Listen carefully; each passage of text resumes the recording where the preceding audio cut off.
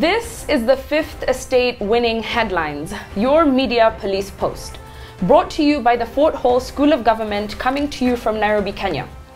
In this segment, we summarize some of the headlines that you might have missed this morning. But we also take a look at the political pieces that we call cartoons in this country. Today is the 18th of February 2020 and I am 2J. I am JM. And I am DM. Let's take a look at today's headlines. Yes. On the Star, RUTO to Kinoti, finish 39 billion fake arms probe. See, I even stumbled. The Standard, tallow oil, the big lie. And finally, the Daily Nation, DCI tightens the noose on RUTO's office. Shall we begin with the Standard and then we'll go to the daily RUTO briefing? Yes, yes. The Standard has given us the odd headline out. I'm just going to come up front and say this headline seems very bought. It seems purchased. I think that it is unfair to identify tallow as the cause of the issues with the oil in Kenya. But before I get into that, let's look at the context.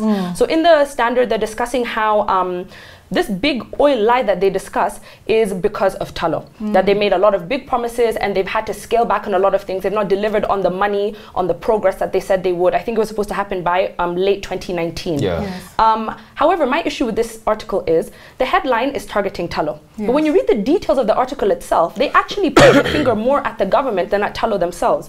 They discuss an expert who didn't want to be named, who said that once oil is struck, it becomes something that is called a P50 reserve. Which means that there's a 50% chance of it actually going into production. So the government knew that at the outset. But moreover, the government really capitalized on making political pronouncements that were pegged on dollar amounts. So they kind of, they made it destined to fail when they're throwing these huge numbers out that had a 50% chance of actually coming to fruition. So they pitched it at a level that was too aspirational. Yes. Absolutely. It's a case of over-promising and under-delivering on the part of the government, which puts tallow in a very awkward position. And because they're not a political outfit, I mean, they're about oil. They have to do what they have to do. To be honest, I found this headline to be unfair as well. It looks like it's a mudslinging, putting the name of a company. I think this is the kind of thing that also attracts some what do you call it, suing. Legal problems. Absolutely, and not to mention, as you're saying, unfortunately, when this kind of thing happens, multinationals end up bearing the brunt. Footing the bill. Because what's happening here is we're being told one side of the story. But oftentimes what you won't hear is how sometimes the political environment, the government, makes it a little bit challenging for multinationals to thrive. Operate. And I think the moment you talk about oil, rent seeking is probably the name of the game. So before we throw this headline out, we do have a three-part criteria that we use to analyze the headlines for you. We ask, is it topical or speculative? Is it repetitive or groundbreaking? And finally, is the headline thoughtful or is it just plain lazy? It's not lazy because it's quite calculated. It's quite calculated. It is a good headline. Yes, in terms of being succinct. But misleading. But it is misleading, especially when you read the story. Toss it immediately. Yes. Back to the continuing saga that is covered in the Star and the Daily Nation. Absolutely. So I'll give a brief description of what we're being told in both the dailies. First of all, the Deputy President has asked the DCI boss to hasten his investigations into this scandal. He insists that it's a smear campaign. The directors of this eco firm alleged that they were conned 11.5 million by Echesa as facilitation and the promise that they would secure the 39.5 billion military tender. Defense Ministry has denied being part of the scandal as of yesterday. A very vocal MP, Mr. Ayub Savula of ANC, has threatened to come up with an impeachment motion against William Ruto. As we had discussed yesterday. Some have also suggested a commission of inquiry and so on and so forth. And so it's the same story in the Daily Nation, but what they're also telling us in this paper is that 14 people from the Deputy President's office have been identified for interrogation by the DCI. And I think that's what they're referring to in the tightening the noose. Although as I read the story, I didn't really see the noose looks very loose. Well, maybe that's how it's coming out, but if you were to get into annex, maybe it's a bit tight. But let me ask, Under what grounds would RUTO, as a deputy president or regardless, have the right to ask Kinoti to hasten an investigation? Well, he is the deputy president. No, yes, but I think that is crossing a line. This is an investigation looking at corruption. I think that for him to ask that, that's unethical, if you ask me. Yeah, could be, because of course an investigation should take as much time as it requires for the truth to be unveiled. But he's also saying that because he's saying that it's a political process, that they're using it to, you know, throw mud at him. And the sooner the DCI concludes the investigation, the sooner they will see that he's the innocent lamb in this whole saga. In this story. Oh, but the other thing I didn't mention is that out of the 14 people that have been identified by the DCI, one of them is a vocal member of parliament who is a lady who is from Central Kenya. So not named, but all these parameters have been given. And they sounds very Alice Wahome. So of the headlines, none cut it for me. None cut it for me either. I think we toss both. I totally agree. And on to the political pieces that we call cartoons in this country. And just like the headlines, we have a 3-part criteria that we use to analyze them for you. We ask, is the cartoon humorous or is it dry as a military biscuit? Is it satirical or is it pessimistic and bad to country? And finally, is it effective or lazy? Yes. What do we have in the Standard? Gado has a brilliant cartoon.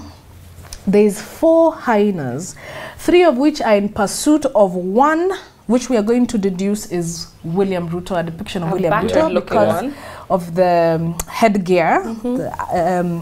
And he's battered, yes. There's blood spattered all over him. He recently received stitches on his hind leg.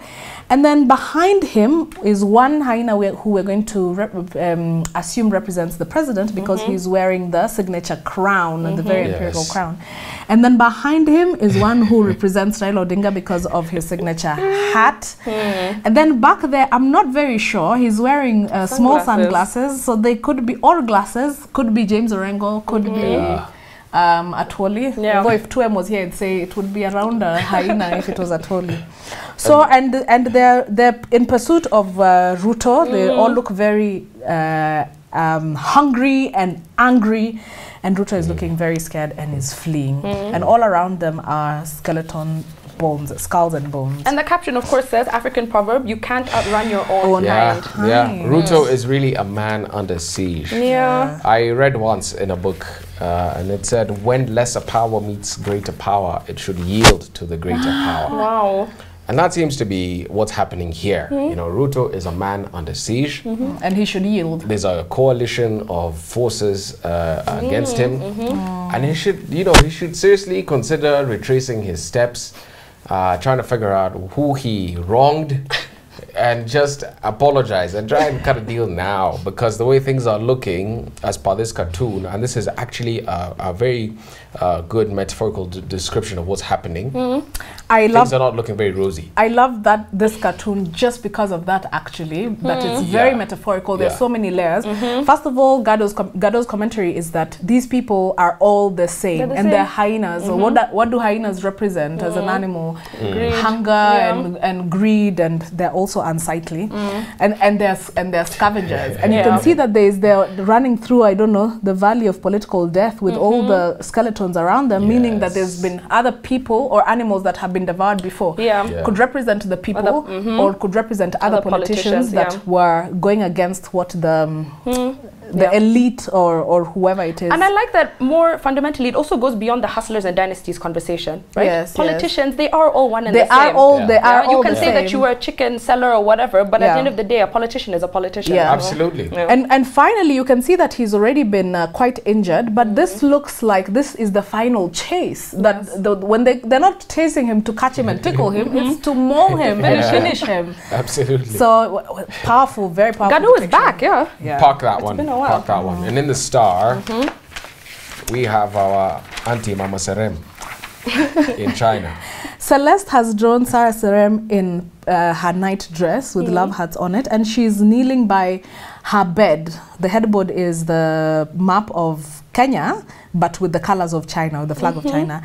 And she's saying, Riswa Shindwe, which is French for, for may the devil be defeated. French It's or a heavenly language. It's a rebuke, rebuking the devil, and the devil is the coronavirus, which is on the wall as a shadow. Yeah. And the caption there is that the diplomatic strategy against the coronavirus threat is a prayer. It's prayer by Sarah Serem. Yeah. And you can see that she has a mask there, shielding herself from the virus, and she's holding the cross. Yeah, because her answer to dealing with the Kenyans who are in Wuhan was to say, I insulate every of my children in Wuhan and put a wall of fire around each one of them. Yes, yes, yes. Amen. We're a Christian country too, Jay.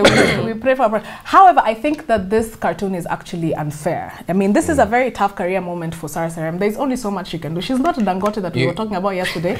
She can't evacuate those, get private jets to get the Wuhan students out, the Kenyans out of there. Yeah. And there is some logic and thinking behind the decision to leave the students there because the city has already been quarantined. The people who are infected have already been quarantined in one place, and the others, there are measures that have been taken for them to not get infected by the virus. What you should be praying for is not just protection, but to be praying for divine knowledge. Yeah, okay. Divine knowledge and information, understanding. Yeah. Because that's really what you need to know. You guys are all better Christians than I. No, but and it's not just because defending Christianity, also defending Sarah Serem. I mean, she has a reputation as a very tough negotiator. Yeah. She's not a person who would not put thinking. Okay, so therefore, for unfairness, we toss this cartoon. Fair enough. We can park it as we see what's in the in the nation. We have William RUTO, who is looking very anxious, and on top of him is the head of a Chesa. They're standing under a tree and against the tree trunk. And across from them is the DCI with a sling that has been pulled back, ready to release. But I don't see any ammunition in the sling. So RUTO is very nervous because the DCI.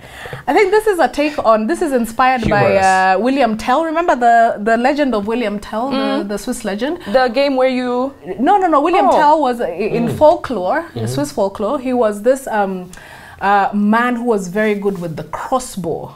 So he was a marksman. And there was a tyrannical king who gave him a test. And the test was to shoot an apple that was placed on top of his son's head. So the test of marksmanship was, your very precious son is there, but you're to shoot the apple.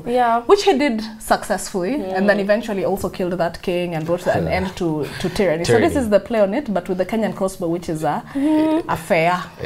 Yeah, I think it's a great cartoon. Really good cartoon. It's a very good cartoon. I mean, we're being told that DP is going to become collateral damage because I don't think the DCI actually knows how to aim very well. He's not a good marksman. No, not at all. But the other thing also that it's telling us is perhaps it's not a Chesa who's the apple on his head that is the target. It's actually William RUTO that's the target. Very true. Okay, good cartoons today. Today, very good cartoons. So I think we tossed the star. And Gado's is, I think, one of my favorite cartoons. We haven't had, so exactly. I think that's a very good contender for cartoon of the year thus far. Oh, yes, absolutely. So you agree that he wins? Yes. The Standard gives us our winning cartoon. What is our final thought? And now our final thought, in line with the continuation on the conversation around African trailblazers, today we're going to look at Strive Masiyiwa. Tough one. Yes, thank you. Known, of course, as a Zimbabwean billionaire, businessman, and philanthropist. So he was born in what was then Rhodesia. Strive was 4 years old when the conflict started over the fight for independence and then against the white minority rule. And so his family fled to Zambia in 1968, and later Strive was shipped to boarding school in Edinburgh, Scotland. I hear from a lot of commentary that he has this hint of a very nice British accent. Oh, really? Yes. Not a Scottish one? Not a no. So he returned to Africa in general in 1978, determined to join the guerrilla fight for independence in Zimbabwe. But he was advised by those in the Liberation Army that independence was around the corner, and that following that, the country would need strong, business-minded people to run the country. And so following that, he decided to just focus on his education instead. He won a scholarship at a university in Wales, and he returned to Zimbabwe in 1984 with a degree in engineering. So he began working first at a government telecommunication company, but quickly he became very frustrated with state enterprise and the unwillingness of the government to embrace change.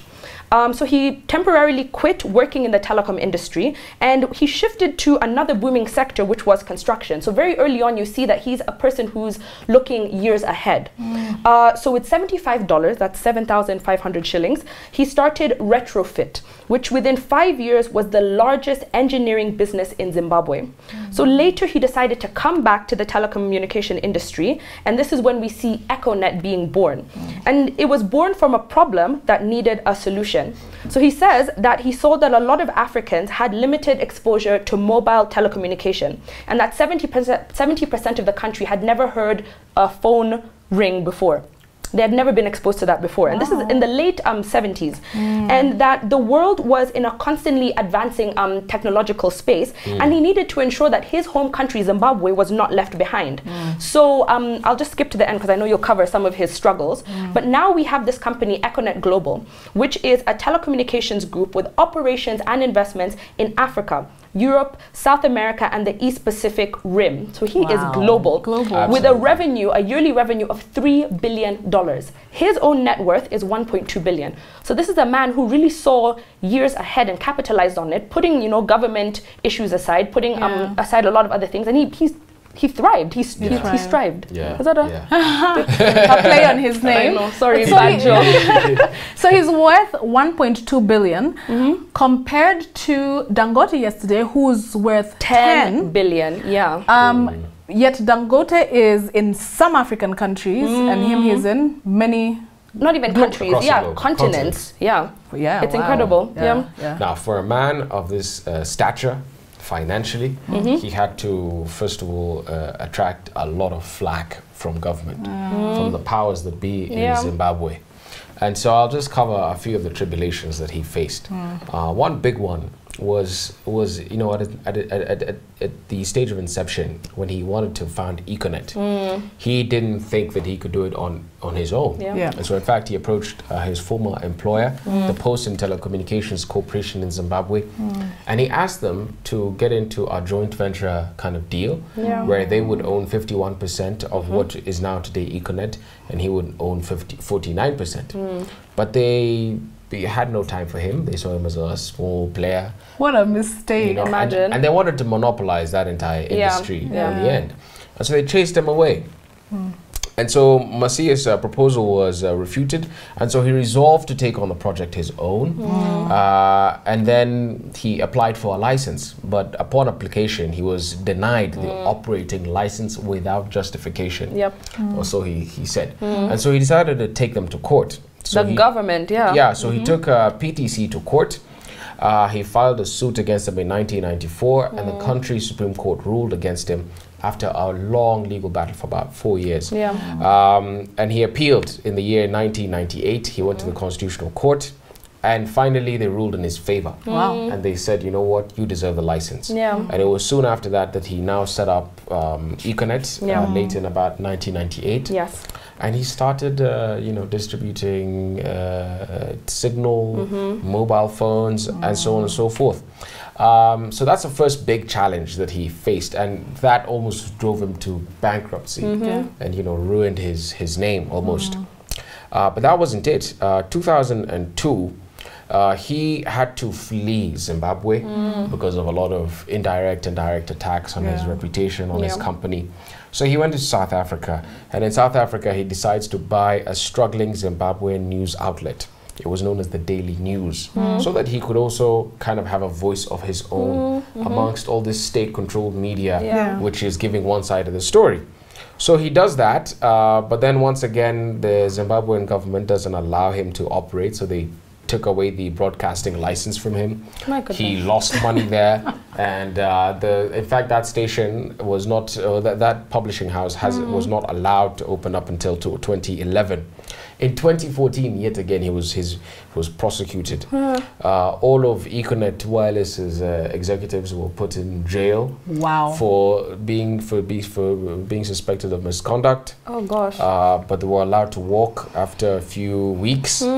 And once again, it's, you know, just challenging his boldness, his taking on of the government. Yeah. But he's really persevered. Yes. So in spite of all this, in spite of in the face of all that, he has succeeded. He has succeeded. And if anything, I see the biggest loser here as the Zimbabwean government. Absolutely. Because right now, because he had to flee, the headquarters for Econet are now in Johannesburg, South Africa. So the government is missing out on a piece of that $3 billion revenue. Yes, and they did, and they're really missing out also because they did have an offer of 49%. 51%. 51%. Yeah. Amazing. So a lot of lessons that we glean from Strive Masiyiwa, and something that I've seen from reading about him today is that he's a very good teacher. And he uses stories to give back to people in terms of teaching us as Africans particularly about business. And one of the stories that struck me the most was a story about understanding business models. And I think it's a very apt story because we are operating now in a world where business models aren't what they used to be before. In a world of Uber and Airbnb and whatnot. So the story goes like this. Back in the day, when Dubai was just a simple trading outpost, there lived two brothers. One brother was a customs officer, and the other brother was a trader, a crook at that. So he would go around the Middle East selling counterfeit and contraband goods. Meanwhile, his brother, the customs officer, was a highly principled man who was incorruptible. One day, his brother, the customs officer, was at his post, and lo and behold, who arrives? His crook brother, with a train of 20 camels loaded to the hilt with merchandise. So the officer, the officer brother tells his workers or his officials, he said to them, "That is my crook brother. I need you to thoroughly go through all the merchandise that he has come with, and I will show him no mercy. I will not spare him if he is carrying any contraband." So the officers did as they were told. For 1 hour, they found nothing. Everything was in good order. The next month he returned, and this went on for years. However, every time the brother crossed his border, he continued becoming rich. He was rich and rich. So by the time the officer brother was retiring, the other brother, the crook, was so rich and powerful. So when he was on his deathbed, the customs officer, he called his brother and said, "Look, I want to die in peace. I have retired.